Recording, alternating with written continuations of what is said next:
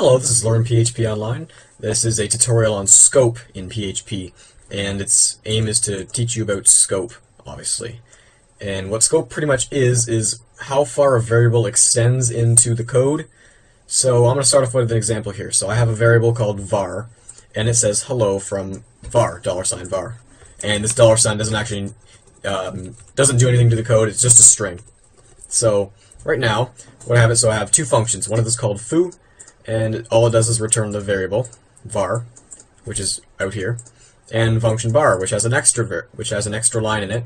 This is global var, and then return var, and then I just have the code so it echoes each of those functions. This is foo returned, and then it calls the foo function, and bar returns, and then it calls the bar function. So right now the output is this. It's foo returned, and then there's nothing, and then bar returned hello from var. And bar is echoing the correct thing because I told it to echo var, which is this. So you might be wondering, why isn't foo working? Because var is defined, it's right here. Well, actually it's not defined, because as far as foo knows, it doesn't know what var is, because it's not on the same level of code. It's not in the same scope. See, right now, if I go down here, and in my text editor even, it says scope foo, which means that the only thing that'll work in the foo function is going to be variables defined inside foo.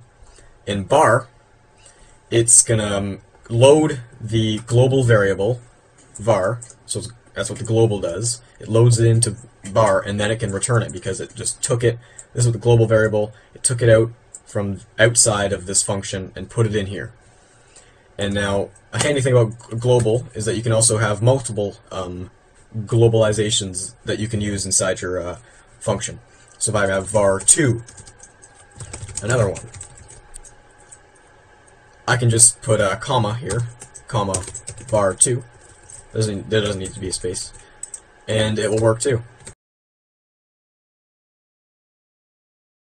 Now another thing you can do in scope is this. If you see, I have a function called foobar, and it says static variable a equals 1. So I'm just defining a variable called a, and it equals 1. And then I have a line that says foobar has been called a times. So reading through this, not knowing what static means, you might be thinking, well, every time you call static, every time you call foobar, it's going to reset the variable a to 1, so foobar has been called 1 times. It's always going to say 1 times. However, that is not the case, because static basically says this variable is going to be 1, and it's never going to be set again. It can be incremented right here, but it can't actually be set each time. It's set once. It's set once with static. So if I do echo, I can just call foobar, have an echo in there. Foobar once, it's going to say foobar has been called 1 times.